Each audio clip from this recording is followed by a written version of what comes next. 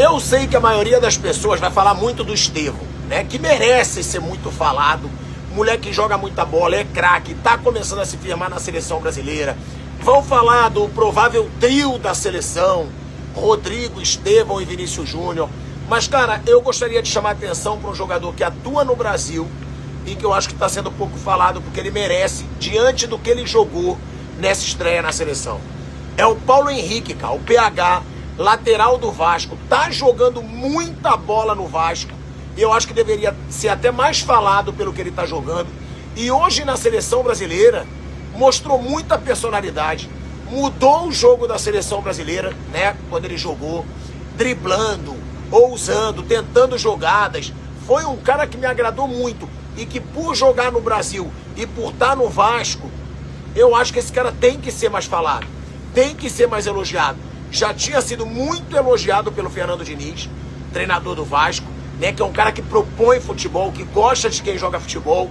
E eu acho sim que o PH, numa goleada como essa, claro, o trio de ataque sendo muito falado, mas eu acho que tem que se falar também do PH, que jogou muita bola, teve personalidade nessa chegada na seleção brasileira. E que bom ver um jogador do Vasco brilhando na seleção. Porque o Vasco é gigantesco, pô. E realmente nos últimos anos, muito se falou do Vasco de forma negativa. E eu espero que se volte a falar do Vasco de forma positiva, como um gigante, pô. Que é o Vasco, uma das grandes torcidas do Brasil, mais fanáticas do Brasil. E que merece ter momentos melhores aí nesses próximos anos. Então, partida muito boa do PH e eu acho que tem que ser citada.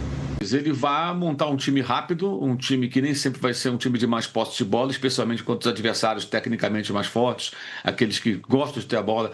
Brasil e Argentina, Espanha e Brasil, a tendência é o Brasil ter baixa posse de bola em relação àquilo que as pessoas imaginam, né, quando é a seleção brasileira em campo, como era o seu último Real Madrid de sucesso, que foi campeão europeu, na temporada retrasada, a penúltima dele no clube espanhol.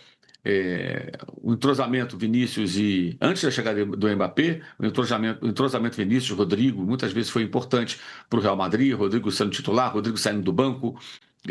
O Vinícius, como falou o Arnaldo, nem sempre tinha uma posição fixa, não ficava preso na ponta. Nos tempos do Tite, o Vinícius ficava preso na ponta, né? E com o Ancelotti no Real Madrid não tinha essas amarras.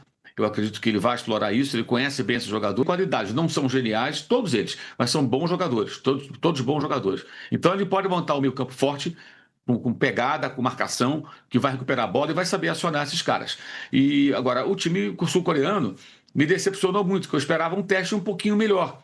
E foi muito fácil, foi muito fácil. O Chile, horroroso Chile nas eliminatórias sul-americanas, ofereceu mais resistência do que o Brasil do Maracanã. Mais organizado defensivamente, resistindo por mais tempo. Muito fraco o time, coletivamente, ingênuo, na linha do que o Arnaldo falou, time ingênuo.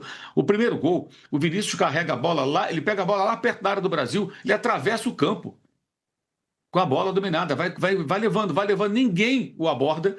E aí eles montam uma linha de 6, que depois se organiza, é a força de expressão, com uma linha de 5, e eles vão se enfurnando na área.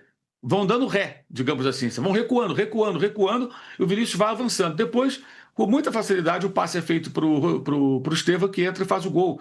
O terceiro gol do Estevão, a ingenuidade do sul-coreano, perdendo a bola para ele ali. É óbvio que ele ia perder a bola para o Estevão ali. Ele estava na frente de quem ali? Pô, de um jogador perigosíssimo. Ele vai, se atrapalha com a bola, o Estevão toma, faz o gol. Então, assim, os gols foram feitos com muita facilidade, acho que muito em função também de uma ingenuidade muito grande do time sul-coreano. O gol do Vinícius do final, todo mundo no campo de ataque, jogador sem poder de recuperação, foi apostar a corrida, claro que ele ia perder. O Vinícius ainda se atrapalhou um pouco, voltou, dominou a bola e fez o gol. Então o adversário, acho que ele não testou o Brasil como eu pelo menos esperava que testasse, porque essa coisa de jogar contra outras escolas, né? Mas a escola asiática, no caso aí o time sul-coreano, muito fraco, muito ingênuo, talvez treinado por um outro técnico, esses mesmos jogadores conseguissem fazer algo melhor no enfrentamento com o Brasil. Mas da maneira que se propuseram a jogar, um time muito ingênuo, muito fraco, acho que isso foi o ponto negativo. O Brasil não foi exigido nesse jogo, mas foi bom para que os jogadores mostrassem qualidade e aquela coisa, como o resultadismo é muito importante no futebol, ainda mais aqui no Brasil, vão parar de repente, reclamar tanto, muita gente vai começar a ter uma esperança. E eu acho que essa esperança ela é pertinente não pela Coreia do Sul, mas pela qualidade dos jogadores brasileiros. A geração não é ruim. Essa história, a geração é ruim, ela não é ruim. Talvez não tenha ótimos jogadores em alguns setores. Laterais, por exemplo, grandes laterais, como no passado. Não tem. Mas é possível sim montar uma equipe boa, competitiva, sem tantos jogadores geniais. O Brasil já foi campeão do mundo com alguns atletas no time titular que não eram fantásticos e outras seleções também já conseguiram o título mundial da mesma maneira. Então eu acho que ele consegue até lá, até a Copa, eu acho que ele vai conseguir montar um time que vai brigar, vai competir. O Brasil, imagino que ele vai competir lá nos Estados Unidos, México e Canadá. Ele tem jogado como titular, mas não sempre, né? Nesse jogo que era o jogo mais pesado contra o atual campeão, ele não começou jogando, mas entrou, fez o gol, já tinha feito o goleiro trabalhar, recebeu muitos elogios lá da imprensa inglesa. Eu lembro que antes do Mundial, até um colega da imprensa lá na Inglaterra chegou a me perguntar umas 2 ou 3 vezes sobre ele. Como é que está o Estevão aí do Brasil e tal? Como é que é ele? E eu falei, olha, ele é um garoto muito talentoso, ele é o cara mais decisivo do time dele, ele joga num dos principais times da América do Sul e ele resolve sozinho muitos jogos. Ele estava com 17 anos, né? E a curiosidade sobre ele cresceu, evidentemente, no Mundial, depois do que ele fez contra o Chelsea, né? O Palmeiras estava jogando muito mal, ele tirou um coelho da cartola e empatou o jogo. E ao chegar lá já estava cercado de uma expectativa maior.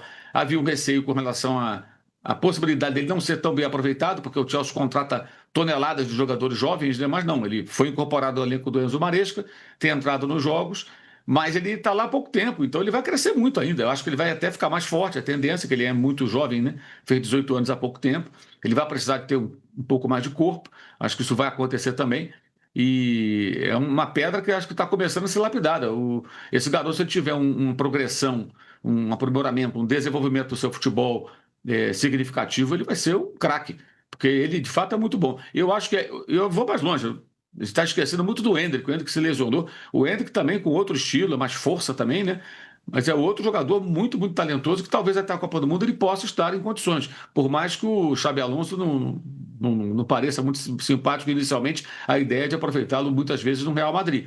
Mas é outro jogador importante que o Brasil pode ter como opção para o ataque, até porque precisa ter outro tipo de atacante, né? Além do Matheus Cunha, tem o Rafinha, fazer combinações diferentes na escalação. Mas acho que o Endrick é outro jogador que o Palmeiras fez, que é muito talentoso e que até a Copa ele pode estar em condições de ajudar. E também com muita personalidade, né? Se o Estevão é o cara que fez mais gols agora sob o comando do Ancelotti até agora, mesmo sem ser um centroavante, o Endrick foi o cara que, quando o Dorival assumiu, jogando contra europeus, apareceu para resolver, né? Depois acabou sendo esquecido em alguns momentos de uma maneira inexplicável.